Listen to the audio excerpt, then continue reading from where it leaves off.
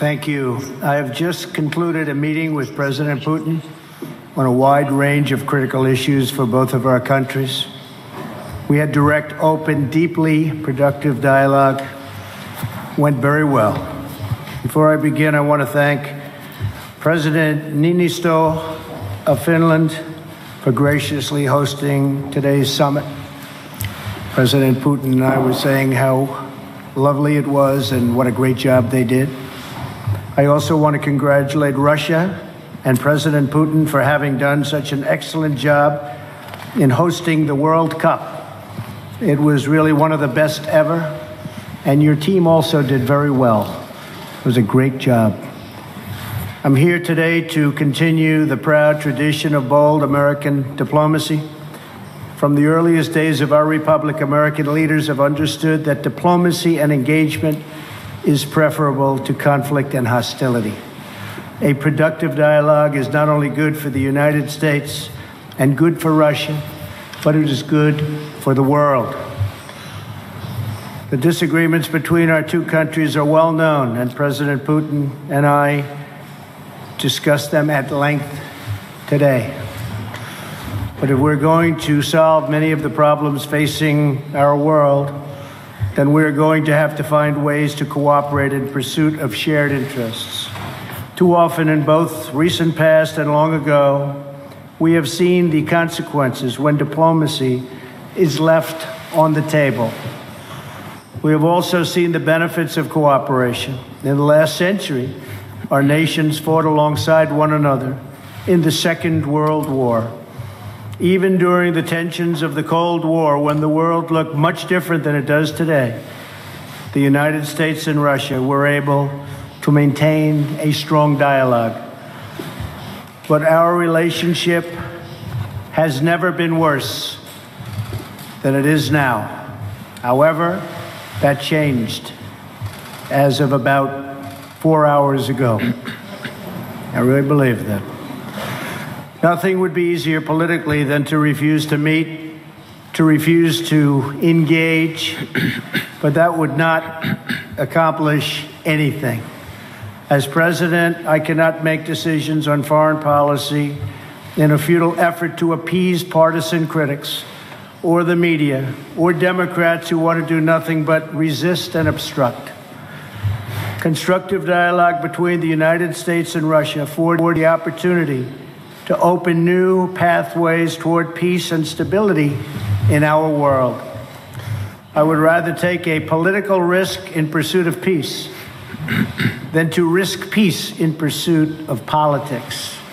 As president, I will always put what is best for America and what is best for the American people. During today's meeting, I addressed directly with President Putin the issue of Russian interference in our elections. I felt this was a message best delivered in person. Spent a great deal of time talking about it, and President Putin may very well want to address it, and very strongly, because he feels very strongly about it, and he has an interesting idea. We also discussed one of the most critical challenges facing humanity, nuclear proliferation. I provided an update on my meeting last month with Chairman Kim on the denuclearization of North Korea, and after today, I am very sure that President Putin and Russia want very much to end that problem, going to work with us, and I appreciate that commitment.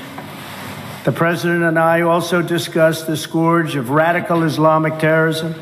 Both Russia and the United States have suffered horrific terrorist attacks, and we have agreed to maintain open communication between our security agencies to protect our citizens from this global menace. Last year, we told Russia about a planned attack in St. Petersburg, and they were able to stop it cold. They found them, they stopped them, there was no doubt about it. I appreciated President Putin's phone call afterwards to thank me. I also emphasized the importance of placing pressure on Iran to halt its nuclear ambitions and to stop its campaign of violence throughout the area, throughout the Middle East. As we discussed at length, the crisis in Syria is a complex one. Cooperation between our two countries has the potential to save hundreds of thousands of lives. I also made clear that the United States will not allow Iran to benefit from our successful campaign against ISIS. We have just about eradicated ISIS in the area. We also agreed that representatives from our national security councils will meet to follow up on all of the issues we addressed today and to continue the progress we have started right here in Helsinki.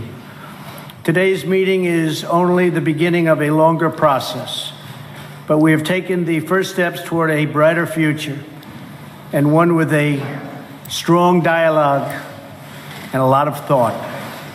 Our expectations are grounded in realism, but our hopes are grounded in America's desire for friendship, cooperation, and peace. And I think I can speak on behalf of Russia when I say that also.